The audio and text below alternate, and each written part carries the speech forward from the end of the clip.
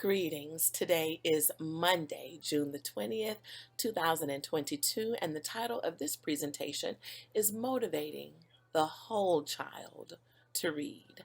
My name is LaKenya Lockett, and this is my inquiry study presentation. For the agenda for this particular presentation, I'm going to start off by describing who exactly is the whole child. I'm going to then move forward to discussing the articles that I looked at that supports the whole child and encouraging and motivating the whole child to read. I will then break down the research conclusions. I will then state the implications of the study. And last but not least, I will provide conclusions and the references. The child that you see on this picture is actually my child. His name is Sean Tyler.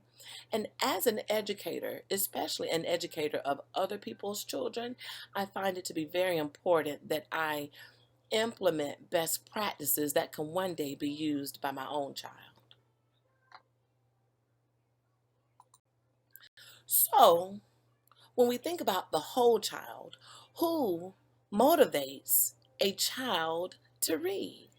There are actually three factors of motivating a child to read. The first factor is the child themselves. Their self is used as a motivator. So once again, you see a picture of, I'm thinking about my son, Sean Tyler. I want him to be able to motivate himself as a reader. But guess who else also serves as a motivator of our children? The teacher serves as a motivator. And this picture is actually his first day at daycare, and he's already smiling at his teacher. At that moment, I knew that the parent-teacher relationship has to be strong because teachers are going to play a vital role in his life and in the lives as educators that we play in all of our children's lives. And so the third impact are others as the motivator. And I have others outlined as a generic term. In this picture is actually Sean reading with his father, but I have it designated as others because research will suggest that parents and their peers serve as the third source of motivation. For the articles of inquiry, I know that the expectation was to look at 5 articles, but there were 2 that I just had to squeeze in there because they were so valuable to my research study. So for the first 2, you can see here that and I won't read them off by name, but for the first 2 that are highlighted in green that I studied, they were best used to show self as motivator. The next 3 articles that I looked at by Hurst, Cambria, and Tomlinson, they are used best to support the teacher as motivator. And then the last 2 articles, as highlighted in purple, were best used to serve to show evidence of others as a motivator. So let's look at the self as the motivator. In the very first article, it was just titled Motivation in the School Reading Curriculum by Gambrill from 2011. Gambrill talks about the engagement theory. The engagement theory says that engaged readers are intrinsically motivated to read. They then go on to say that intrinsically motivated students have higher achievement and more positive classroom attitudes. What does this mean? This means that we need to encourage our children to utilize themselves as their own motivator. If no one else motivates them, they have to find the will within themselves to say, I can do this and I'm going to do this. This also suggests, according to Gambrill, that teachers can support students' belief that they can read very well, and this will increase their motivation to read. So when we talk about self as motivator, we're also talking about the theory of self-efficacy, the belief that if I know that I can do it, I'm going to do a great job. The second article to support the self as the motivator is called The Effects of Different Ways of Introducing a Reading Task on Intrinsic Motivation and Comprehension. Now, with this particular research study, they actually had 130 sixth grade students, and they asked several different research questions. The first, does pre-reading hands-on activities affect intrinsic motivation. And then they wanted to know if pre-reading hands-on activities affected comprehension. So intrinsic motivation and comprehension, two different things. Next, they wanted to know, does pre-reading activities of activation of prior knowledge, does that affect intrinsic motivation? And then they wanted to know, does pre-reading activation of prior knowledge affect comprehension? So we're looking at two different things. The study was looking at whether or not hands-on activities or activating prior knowledge had any type of impact on a student's intrinsic reading motivation and if it had an impact on their reading comprehension. And here's what the studies have found. The answer is no.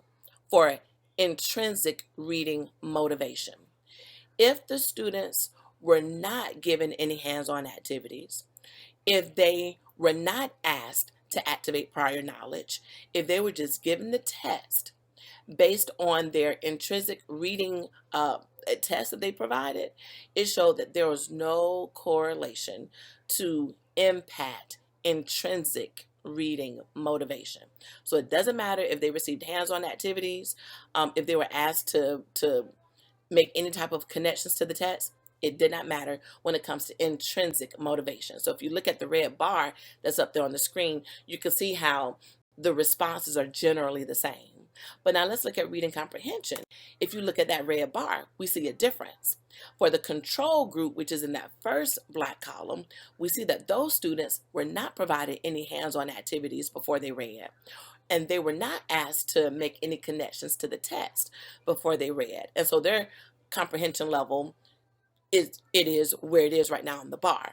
However, those who were provided hands-on activities, they were actually provided with artifacts and things that they can touch and before they started reading the article, and this was a science-based article, and with the activation of prior knowledge, they were also given an opportunity to make connections to the text before they read. And so what this study indicated is that giving hands-on activities and asking them to make connections to the text does improve their comprehension of the text. But comprehension of the text does not mean that you are intrinsically motivated to continue to read. So the authors, Braden et al., and you'll get the entire list of references at the end, but the authors suggested that those two are different. So as we transition from understanding that, first of all, we need to motivate ourselves to read, so self as motivator, but let's now look at the teacher as the motivator. So the third article that I looked at is called Examining the Effect of Teacher Read Aloud on Adolescent Attitudes and Learning by Hurst and Company. And so with this study, they actually had 34 7th grade students and 46 8th grade students. The questions that they wanted to find out are, does teacher read aloud impact student learning? So does it matter if teachers read aloud or not? The second question is, what are the students' attitudes towards the teacher read aloud based on their reading ability? And so here's what their research has found out. Looking at this scatter plot, you'll see the y-axis that's going up and down is the reading ability. So the lower part of the axis is the low ability all the way up to the high ability. Now when you look at the x-axis, this is actually their attitudes towards their teachers reading aloud. Now here, the attitude is higher to the left side of the bar, and then it gets lower, so their attitude becomes more negative the closer to the right of the bar. So here's the answer to their research questions. First of all, does teacher read aloud impact student learning? The answer is yes, it does. From looking at this bar, when we look at the students' attitudes towards the teacher read aloud, if we look at the lower right-hand quadrant, these are the low reading ability students, and they did not like the read aloud. But as we can look at the data points, we see that there really aren't a whole lot. According to this, you don't see any where there were low reading students and they did not like the read aloud. looking at the next quadrant, we see where the low reading students who like to read aloud, we see a lot more of the points of the scatter plot in this particular area. And then we see a few of the high reading ability students who said that they did not like to read aloud. But here's the interesting part right here. In this particular quadrant, the last one, we have a lot of high reading ability students and they like to read aloud. So looking at who likes to read aloud, the answer is the high ability students and the low ability students. So the read aloud is important, but of course, we know not to do it all the time. A this was a mixed methods study where not only was there quantitative research conducted, which is the result of the scatter plot, but there was also qualitative research conducted, which is how they were able to pull based on their data and interview some of those students to explain why there are there are good and bad reasons for having a teacher read aloud. So that was a very interesting study. The next study, number 4, for the teacher as the motivator, is motivating and engaging students in reading, is the name of this article by Cambria and colleagues. And so Cambria suggests that a student whose motivation increases because she is inspired by a terrific teacher will grow in skills. The next part of this research study said that as kindergartners increase in their reporting of wanting to be closer to their teachers, their letter naming fluency increased. So the closer a child is to their teacher, the more that they believe that their teacher cares about them, their reading engagement and motivation improved. CORI, which stands for the Concept-Oriented Reading Instruction, is very intense and a year-long research-based project to find out how to generate and sustain students' motivation to read. So that project was discussed in this article as well. In the 5th article, this was called Differentiating Instruction in Response to Student Readiness, Interest, and Learning Profile in Academically Diverse Classrooms.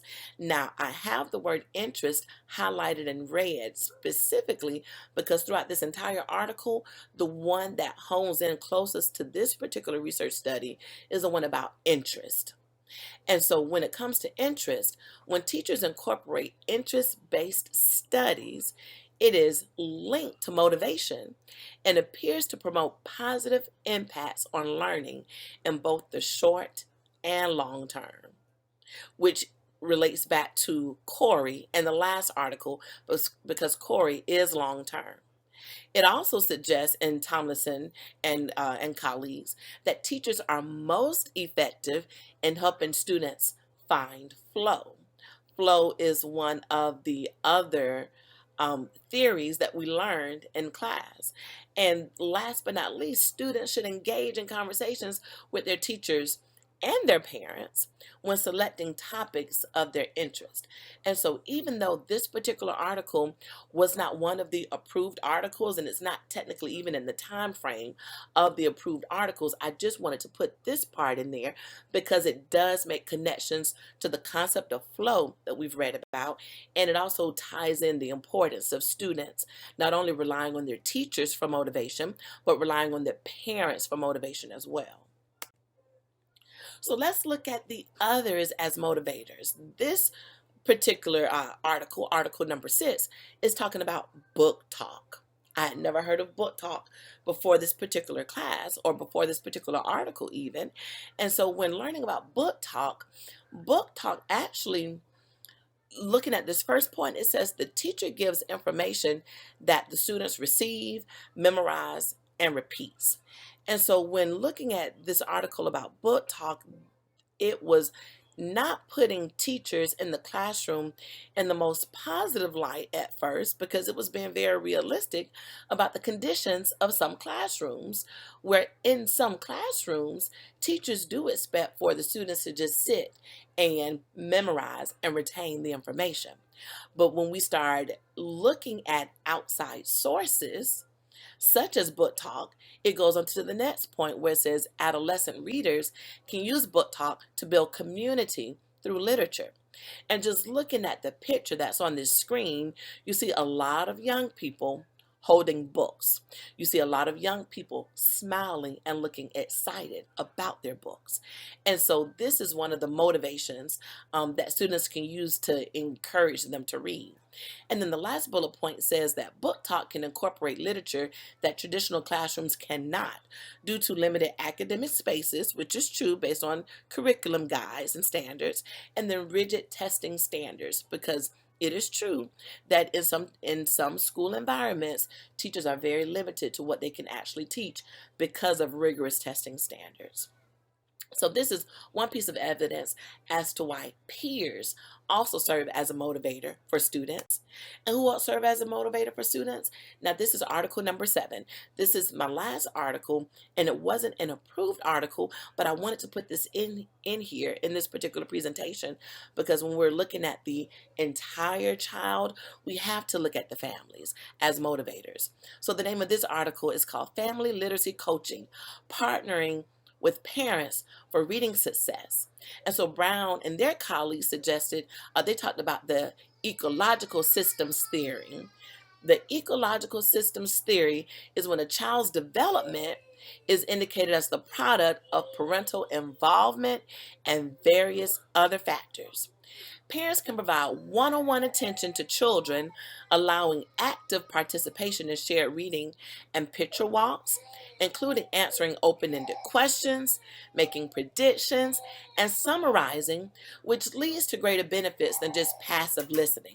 Now, as a reading teacher myself, I can say that we have open-ended questions, we ask them to make predictions, and summarizing. We do those things.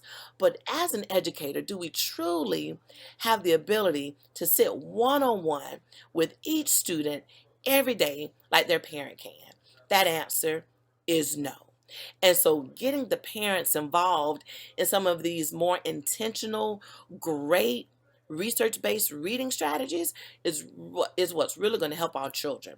The third bullet point says, unfortunately, parents in low-income households are more than likely unavailable to read to their children. This is true, which is why as educators, we can't necessarily rely on parents because of some unfortunate situations where the children are only relying on us to be their sole motivation to help them read. But just because some students fall into this category, or just because some parents fall into this category, does not mean that we need to exclude parents at all, or altogether. And so that goes to the fourth bullet point. The ecological theory advocates for educators to work directly with parents to amplify the impact of school literacy programs. And the last point, working with parents in developing children's literacy yields positive results in reading achievement.